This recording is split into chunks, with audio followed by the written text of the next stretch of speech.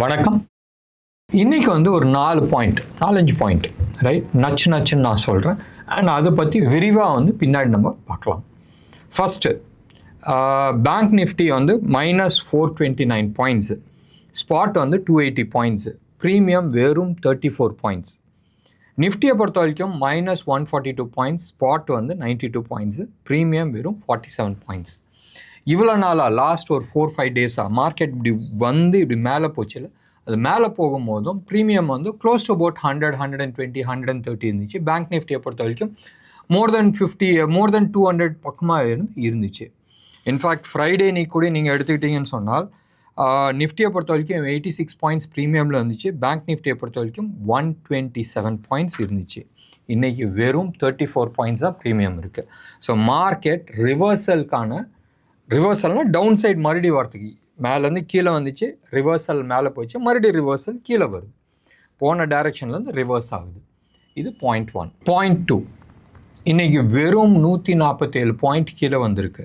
ஆனால் இந்தியாவிக்ஸ் close to about 4% ஏறி இருக்குது, 3.82% ஏறி இருக்குது. அப்போ பயம் லேசாக செட் ஆகுது. மூணாவது, எஃப்ஐஐஸ் இன்றைக்கி ரொம்ப கம்மியாக தான் விற்றுருக்குறாங்க. 2035 crores தான் விற்றுருக்காங்க, 2035 கோடிக்கு தான் விற்றுருக்குறாங்க. டிஐஐஸ் நம்ம ஆளுங்க 2320 crores வாங்கியிருக்கிறாங்க. இதுவும் ரொம்ப சின்ன நம்பர் ரைட். அப்போ ஏதோ ஒன்று அண்டர் குக்கிங் நடந்துகிட்ருக்கு. இன்டர்நேஷ்னல் மார்க்கெட்டில் டாலர் இண்டெக்ஸ் பிலோ 4 வந்துருச்சு. ஆல்மோஸ்ட் 110 இருந்துச்சு, 110 சரிஞ்சு 104 கீழே வந்துருச்சு. பாயிண்ட் 1. கோல்டு எப்பயுமே இது டாலர் இண்டெக்ஸ் இவ்வளோ பெருசு சரிஞ்சிருக்குனால் கோல்டு தார்மாராக ஏறி இருக்கணும், பெருசாக ஏறல. ஒன்று. ரெண்டாவது, டாலர் இண்டெக்ஸ் இவ்வளோ தூரம் வீக்காகி வந்திருக்குன்னு சொன்னால் ருப்பி தார்மாராக ஸ்ட்ராங்காக இருக்கணும். ப்ரீவியஸாக டாலர் இண்டெக்ஸ் 103, 104 இருக்கும் போதும் ருப்பி அரௌண்ட் 84, 83, 80 அந்த ரேஞ்சில் இருந்துச்சு. இப்போ ருப்பி இன்னைக்கு டாலர் இண்டெக்ஸ் நல்லா இறங்கியிருக்கு. ஆனால் ருப்பி 38 பைசா வீக் ஆகிருக்கு. இன்ட்ரெஸ்டிங்காக இருக்குல்ல. டாலர் இண்டெக்ஸ் வீக் ஆகிருக்கு. டாலர் இண்டெக்ஸ் வீக் ஆச்சுன்னா ருப்பி ஸ்ட்ராங் ஆகணும். ஆனால் ருப்பியும் 38 பைசா வீக் ஆகிருக்கு. ஃபர்ஸ்ட் டைம் இன் லாஸ்ட் 1 monthல இவ்வளோ பெருசாக ருப்பி உளுந்துருக்குது. ஸோ ருப்பியும் உளுந்துருக்கு. கோல்டு அதே லெவலில் இருக்குது. கோல்டுக்கும் இதுக்கும் நம்ம போடுற அனாலிசிஸ்க்கும் சம்மந்தம் இல்லை. பட் கோல்டும் இந்த சொல்லிடலாம். 8870 அந்த ரேஞ்சில் இருக்குது. இது 24 கேரட் கோல்டு. சில்வரை பொறுத்த வரைக்கும் 99,000 rupees per kg of silver சென்னையில். ருப்பியை பொறுத்த வரைக்கும் 8740 அந்த ரேஞ்சில் ட்ரேட் ஆகிட்டுருக்கு ரைட் நோ. 8734 அந்த ரேஞ்சில் ரைட் நோ ட்ரேட் ஆகிட்டுருக்கு. இன்றைக்கோட ஹை 8738 ரைட். இது மார்க்கெட்டோட நிலைமை. சரி, 3 பாயிண்ட் நம்ம பார்த்துருக்குறோம். பேங்க் நிஃப்டியில் ப்ரீமியம் கம்மியாக இருக்குது. எஃப்ஐஐஸ் விற்றுருக்கிறது கம்மியாக இருக்குது, ஆனால் கொஞ்சம் ஏதோ ஒன்று இடிக்குது. டாலர் இண்டெக்ஸ் வீக்காக இருக்குது, ஆனால் ருப்பியும் வீக்காக இருக்குது. இதுதான் கொஞ்சம் ரொம்ப இடிக்கிற மாதிரி இருக்குது. அண்ட் இந்தியாவிக்ஸ் எப்பயுமே முதல்ல 200-300 பாயிண்ட் கீழே விழுந்தாலும் இந்தியாவிக்ஸ் பெருசாக ஏறாது. இன்றைக்கி க்ளோஸ் டு 4% ஏறி இருக்குது. இது ஒரு இன்ஃபர்மேஷன்ஸ். இது பப்ளிக் டொமைனில் கிடைக்கிற இன்ஃபர்மேஷன்ஸ்.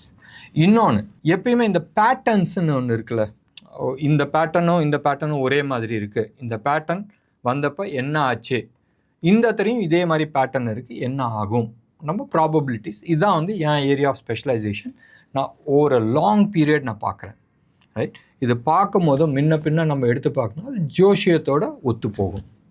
சரி, நம்ம ஜோஷியத்துக்கே வரலாம். நீங்கள் லாஸ்ட் ஒரு 10 years டேட்டாஸ் நீங்கள் எடுத்துங்க. வென்எவர் இந்தியா ஒரு பிளானெட்டுக்கு ஒவ்வொரு ஏரியாவில் பொசிஷன் இருக்கும். இந்தியாவுக்கு மேலே சாட்டர்ன் சனி 0 degrees வரும்போதும் மார்க்கெட் பெருசாக சரிஞ்சிருக்கு. அண்ட் நாளைக்கு March 11th 0 degrees. நாளைக்கு நான் ஒரு ஸ்பெஷல் வீடியோஸ் போடுறேன். ஏன்னா இது ஒரு நாள் சரிவு கிடையாது. சாதாரணமாக சரிஞ்சிச்சுன்னா பெருசாக சரியும். ஒரு ஒரு கன்சிடரபிள் அமௌண்ட் ஆஃப் டைமுக்கு சரிஞ்சிருக்கு. அண்ட் இதுக்கு முன்னாடி அட்லீஸ்ட் ஒரு 10 தேதி வச்சுருக்கிறேன். whenever Saturn was 0 degrees on இந்தியாவுக்கு மேலே. ஸோ வெயிட் பண்ணி பார்க்கலாம் நாளையிலேருந்து மார்க்கெட் சரியாக போகுதான்றது. நினச்சி பாருங்கள், இங்கே இருக்கிற டேட்டாஸும் ரைட், இதுவும் வந்து கோஇன்சிடென்ஸ் ஆகுது. டெஃபினட்டாக இதுக்கும் சனி பயிற்சிக்கும் சம்மந்தம் கிடையாது. சனி பயிற்சின்றது March 29 வருது. சனி பயிற்சின்றது it's again a planetary positions. Planetary பொசிஷனுக்கும் ஸ்டாக் மார்க்கெட்டுக்கும் சம்மந்தம் இருக்கான்னு சொன்னால் நான் பேட்டர்ன்ஸை வந்து நான் எடுத்து காட்ட முடியும். எனக்கு ஜோஷியம் தெரியாது. நான் வந்து மோர் ஆஃப் பேட்டர்ன் ரெக்கக்னிஷன் தான். இது மாதிரி பேட்டர்ன் இருந்துச்சுன்னா என்ன நடக்கும், அதில் வந்து நான் பிளானட்ஸ்லாம் உள்ளே போட்டு வந்துச்சுன்னா என்ன இருக்குன்றது பார்த்துருக்கேன். இப்போ இந்த டேட்டாஸ் எல்லாமே எடுத்துருக்கிறேன். நாளைக்கு வந்து இதுக்கான ஸ்பெஷல் ப்ரோக்ராம்ஸ் நான் கொடுக்குறேன். ஏன்னு சொன்னால் இன்ட்ரெஸ்டிங்காக இருக்கும். அண்ட் நிறைய பேர் வந்து நம்ப மாட்டாங்க இதுக்கும் அதுக்கும் என்னடா சம்மந்தம்ன்றது. பட் எங்கேயோ ஒரு இடத்துல சம்மந்தம் இருக்குது. அடிக்கடி நான் சொல்கிற ஒரு எக்ஸாம்பிள், அமாவாசை பௌர்ணமி இன்னைக்கு கடலில் வந்து தண்ணி எவ்வளோ தூரம் ஆடுது. உன் உடம்புல இருக்கிறது வந்து 72% வாட்டர். அப்போ நீ ஆட மாட்டியா? How many times you are aware of it? Anyway நம்ம மார்க்கெட்டை வந்து இன்றைக்கி பார்க்கலாம். இன்றைக்கி வந்து அட்வான்ஸ் டிக்ளைன் நீங்கள் எடுத்துக்கிட்டிங்கன்னா அந்த 220 ஸ்டாக்ஸ் இருக்குது F&O ஸ்டாக்ஸில். அதில் வந்து 200 ஸ்டாக்ஸ் வந்து நெகட்டிவில் இருந்துச்சு. வெறும் 20 ஸ்டாக்ஸ் தான் வந்து பாசிட்டிவ் சைடில் இருந்துச்சு. ஸோ இன்றைக்கி வந்து ஸ்டாக் ஸ்பெசிஃபிக்காக நம்ம பேசுகிறதுல அர்த்தம் கிடையாது. ஏன்னு சொன்னால் மேலேருந்து கீழே உளுந்துச்சு. It was a pullback rally. Short covering முடிஞ்சிருச்சு. அண்ட் மறுபடி டவுன் சைடுக்கான ரேலிக்கான பாசிபிலிட்டிஸ் நிறையா இருக்குது. ஒன்று, நிஃப்டியை பொறுத்த வரைக்கும் மறுபடியும் நான் சொல்கிறேன், நிஃப்டியை பொறுத்த வரைக்கும் most likely somewhere close to about 20,400 வரைக்கும் வரதுக்கான வாய்ப்புகள் நிறையா இருக்குது. As of now right, as of now இப்போ ரீசன்ட் ஹை பண்ணிச்சு தெரியுமா, 22,650 600 அந்த ஜோனு, அது வந்து வேவ் 4 மார்க் ஆகிட்டு வேவ் 5 வந்து ஃபர்தர் டவுன் சைடுக்கான பாசிபிலிட்டிஸ் நிறையா இருக்குது. அண்ட் சப்போஸ் கரண்ட்டாக மேலே போனது அதை வந்து நான் 22,800 வரைக்கும் போகிறதுக்கான வாய்ப்புகள் இருக்குன்றது நான் எதிர்பார்த்தேன். ஏன்னால் 22,500 வந்து ஒரு மேஜர் சப்போர்ட் ஜோனாக இருந்துச்சு. அதாவது மேலேருந்து வரும்போது சப்போர்ட் ஜோனாக இருந்துச்சு, கீழே வந்து போகும்போது ரெசிஸ்டன்ஸ் இருக்கும்னு நினச்சேன். அழகாக வெட்டிட்டு போச்சு. ஸோ சப்போஸ் மார்க்கெட் வந்து அந்த 22,500 சப்போர்ட் எடுத்துச்சுன்னு சொன்னால் மேபி, மறுபடியும் நான் சொல்கிறேன், மேபி 22,800 வரைக்கும் போகுன்றது நான் போகலாம். அப்படி இல்லை, அது 22,500 லெவலில் உடச்சிச்சின்னு சொன்னால் 20,400 வரைக்கும் கீ சைடில் இலக்குகள் இருக்குது. ஞாபகம் வச்சுங்க, நான் SEBI ரிஜிஸ்டர்ட் அட்வைசர் கிடையாது. அண்ட் இது ஒரு இன்ஃபர்மேஷன்ஸாக தான் நான் கொடுக்குறேன். அண்ட் இது வந்து எல்லாமே வந்து பப்ளிக் டொமைனில் இருக்கிற இன்ஃபர்மேஷன்ஸ்.